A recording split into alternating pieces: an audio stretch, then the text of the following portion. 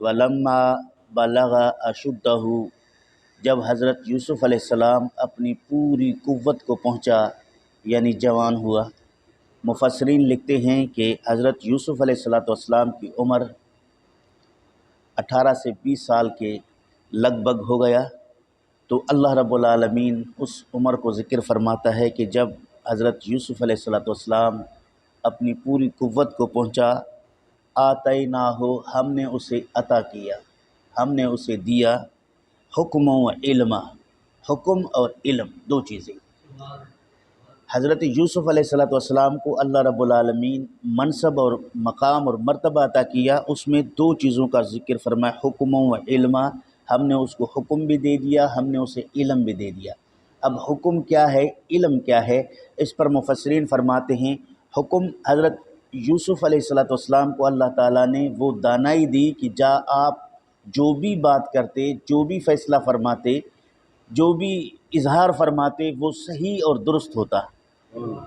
انسان جب بڑا دانشور بھی ہوتا ہے، عالم اور فقیہ بھی ہوتا ہے، بعض اوقات اس کے رائے غلط ہوتے ہیں، اس کے خیالات غلط ہوتے ہیں، اس کی فکر غلط ہو جاتی ہے، لیکن حضرت یوسف علیہ السلام کو اللہ رب العالمین نے اس سے پاک فرمایا، اور اس کو جو کچھ اس کی زبان سے نکلتا تھا وہ حق، صحیح اور درست بات نکلتا تھا۔ یہ حکم اللہ نے اسے عطا کیا، یہ بہت بڑا کمال اور منصب ہے جو اللہ رب العالمین نے یوسف علیہ السلام کو عطا کیا۔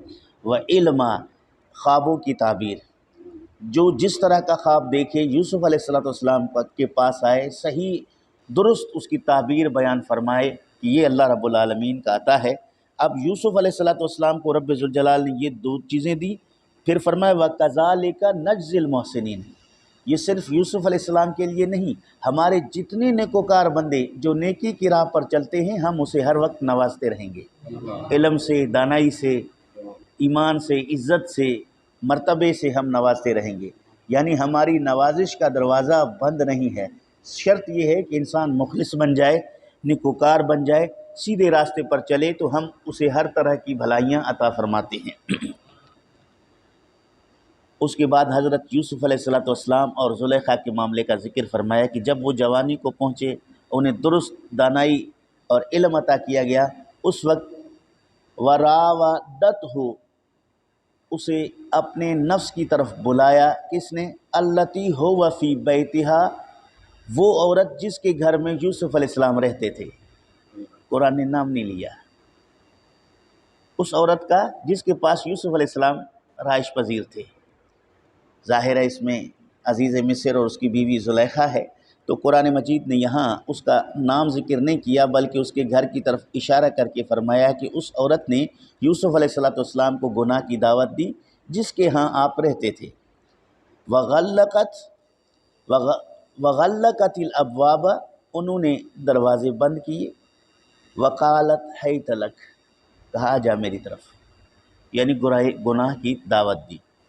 اس وقت حضرت یوسف علیہ السلام کی آزمائش ہے، ایک قوت ہے، ایک جوانی ہے، ایک عورت کے اس کمرے میں جس کے تمام دروازے تالا شدہ ہیں، قفل لگائے ہوئے ہیں، بند ہیں، کسی طرح راہ فرار اختیار کرنے کا کوئی راستہ نہیں ہے اور انتہائی مشکل معاملہ ہے۔ اس موقع پر حضرت یوسف علیہ السلام نے جو اس گناہ کی طرف بلانے والی عورت کو جو جواب دیا، قال معاذ اللہ، کہ اللہ کی پناہ چاہتا ہوں، میں اللہ رب العالمین کی پناہ چاہتا ہوں، انہو ربی احسن مثوایا، بے شک وہ میرا پرورش کرنے والا جس نے مجھے بہترین جگہ عطا فرمایا۔ مفسرین نے یہاں انہو کا جو ضمیر ہے وہ کس کی طرف پلٹتا ہے، وہ رب ذوالجلال کا ذکر کر رہا ہے یا عزیز مصر کا ذکر کر رہا ہے؟ یعنی حضرت یوسف علیہ السلام نے کہا بے شک وہ جس نے مجھے پالا۔ اب چونکہ سنبھالنے میں عزیز مصر کے بھی ظاہری کردار ہے اور رب ذوالجلال تو رب ہے ہی ہے، اس کا کوئی انکار نہیں کر سکتا۔ مفسرین نے دونوں قول بیان کیے ہیں، یعنی زلیخا سے کہا کہ میں جس بندے نے مجھے یہاں لایا یعنی عزیز مصر آپ کے شوہر، وہ میرا مربی ہے، میرا محسن ہے، احسن مثوایا، جس نے مجھے اچھی جگہ دی، بہترین میری پرورش کی، میرے ہر دکھ درد کا خیال رکھا۔ انہو لا یفلح الظالمون، میں اس کے گھر میں رہتے ہوئے خیانت کر لوں یہ تو بڑا ظلم ہے۔ وہاں کھاؤں اور وہاں گناہ کروں، وہاں رہوں اور وہاں جو ہے میں شرارت کروں، یہ ہو ہی نہیں سکتا۔ اس لیے کہ لا یفلح الظالمون، یہ ظلم ہے اور ظالم کبھی کامیاب نہیں ہوتے، ظالم کبھی فلاح نہیں پاتے۔ اس سے مفسرین نے فرمایا کہ کریم النفس شخص کی یہ فطرت اور عادت ہے کہ وہ اپنے محسن کے ساتھ کبھی بھی برائی نہیں کرتے۔ شریف انسان، جو خاندانی نسبی انسان، جن کے اندر رب ذوالجلال نے فطرت شرافت کو رکھا ہے، وہ کسی نہ کسی موقع پر اپنے محسن کی اس بھلائی کو یاد کرتے ہیں، اس کو کسی نہ کسی قسم کی تکلیف دینے سے وہ اپنے آپ کو باز رکھتے ہیں۔ تو یہ تو نبی علیہ السلام ہیں، یوسف علیہ السلام اللہ کے نبی ہیں۔ اس نے کہا کہ اس نے مجھے پالا ہے، بہترین جگہ دی ہے، اور آپ اس کی بیوی ہو کر مجھے گناہ کی طرف بلا رہے ہیں۔ اگر میں یہ گناہ کر لوں تو میں بڑا ظالم بن جاؤں گا، چونکہ میں نے اپنے محسن کے ساتھ خیانت کی ہے۔ یہ خیانت مجھ سے نہیں ہو سکتا، معاذ اللہ، میں اللہ کی پناہ چاہتا ہوں۔ وَلَقَدْ ہَمَّتْ بِهِ، اس عورت نے مکمل طور پر گناہ کا ارادہ کر چکی تھی۔ وَهَمَّ بِهَا لَوْلَا أَن رَّأَىٰ بُرْهَانَ رَبِّهِ، حضرت یوسف علیہ السلام چونکہ انسان ہیں، بشری تقاضے کے تحت گناہ کا ارادہ کر لیتے اگر وہ اللہ رب العالمین کا برہان نہ دیکھتے۔ یہاں بعض لوگوں نے قرآن مجید کو سمجھنے میں غلطی کی، حضرت یوسف علیہ السلام کی طرف معاذ اللہ گناہ کے ارادہ کرنے کا، نیت کرنے کا کلام کیا۔ وہ ان کو مفسرین نے، اکابرین اہل سنت نے شدید رد کیا کہ حضرت یوسف علیہ السلام کیسے گناہ کا ارادہ کرتے جبکہ اس نے اللہ کا برہان دیکھا ہے، اللہ کا دلیل دیکھا ہے۔ رب نے اس کو وحی کیا، جبریل علیہ السلام نے اس کو کنویں میں اللہ رب العالمین کے پیغام بتائے، یعقوب علیہ السلام کے ہاں پرورش پائی۔ یعقوب علیہ السلام والد نبی ہے، دادا اسحاق علیہ السلام نبی ہے، پردادا ابراہیم علیہ السلام نبی ہے، نبیوں کا خاندان ہے، کئی دلائل اور برہان رب ذوالجلال کی وہ دیکھ چکا ہے۔ ایک مسئلہ یہ، دوسرا لولا ارآ برہان ربہ میں مفسرین نے یہ کہا کہ آپ نے کشف کے ذریعے جب آنکھیں کھول کے دیوار کی طرف دیکھا تو یعقوب علیہ السلام کھڑے ہیں۔ حضرت یعقوب علیہ السلام نے اپنی ہاتھ کی انگلیاں اپنے دانتوں میں دبائے ہوئے اپنے بیٹے کو سختی کے ساتھ یہاں سے بچنے کی درس دے رہے ہیں کہ بچ جائیے، یہ آپ کے امتحان ہے۔ تو حضرت یعقوب علیہ السلام کو کشف کے ذریعے دیکھ کر یہاں سے روحانی امداد کا پتہ چلا کہ اللہ کے برگزیدہ بندے روحانی طور پر مشکل وقت میں مدد کرتے ہیں۔ مفسرین نے یہاں ارآ برہان ربہ کے اس میں دلیل لیا کہ یعقوب علیہ السلام نے اشارہ کیا کہ بیٹا یہ امتحان اور آزمائش ہے، یہاں سے بچ کے نکلو۔ کذالک لنصرف عنہ السوء والفحشاء، اسی طرح ہم نے اسے برائی اور بے حیائی سے پھیر دی۔ یعنی یوسف علیہ السلام کو رب ذوالجلال کی مدد بھی شامل ہوا کہ اس کو اسے برہان دکھایا گیا، اور حضرت یوسف علیہ السلام اس گناہ کے کام سے باز رہے۔ انہ من عبادنا المخلصین، یہ حضرت یوسف علیہ السلام رب ذوالجلال فرماتا ہے کہ وہ میرے مخلص بندوں میں سے تھے۔ جو مخلص بندے ہوتے ہیں، ایک ہوتا ہے مخلص، ایک ہوتا ہے مخلص۔ یہاں عبادنا المخلصین کہا، یعنی مخلص اور مخلص میں بڑا فرق ہے۔ مخلص جو اخلاص کے ساتھ رکھتا ہے، اور مخلص اس سے کہیں زیادہ مبالغہ کے ساتھ اخلاص رکھنے والا ہے۔ تو حضرت یوسف علیہ السلام مخلص بندے ہیں، اور مخلص بندوں کے اوپر شیطان کا داؤ نہیں چلتا۔ خود شیطان نے بھی کہا اے اللہ میں تیرے سارے بندوں کو گمراہ کروں گا سوائے ان کے جو مخلص ہیں۔ تو حضرت یوسف علیہ السلام مخلص انسان تھے، اس وجہ سے ان کے قریب گناہ نہیں جا سکتا تھا۔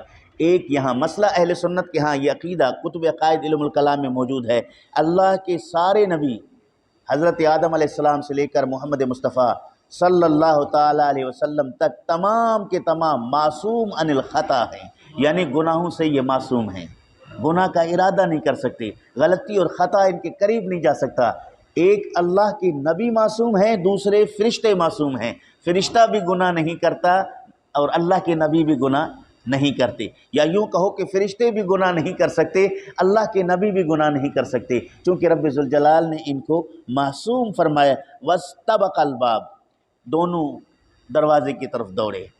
حضرت یوسف علیہ السلام بچنے کے لیے دوڑے، زلیخا اس کو پکڑنے کے لیے دوڑی۔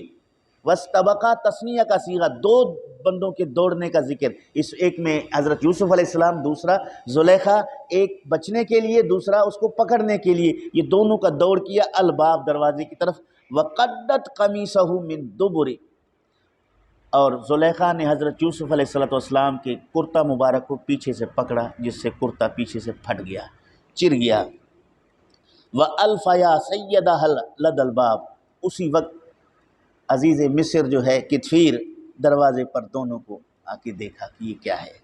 جیسے ہی زلیخا نے اپنے شوہر کو دیکھا کہ وہ دروازے پر موجود ہے، اور فوراً قالت ما جزاء من اراد بأہلک سوءا، فرمایا اس آدمی کی کیا سزا ہونی چاہیے جس نے آپ کی بیوی کے ساتھ غلط ارادہ رکھتا ہے۔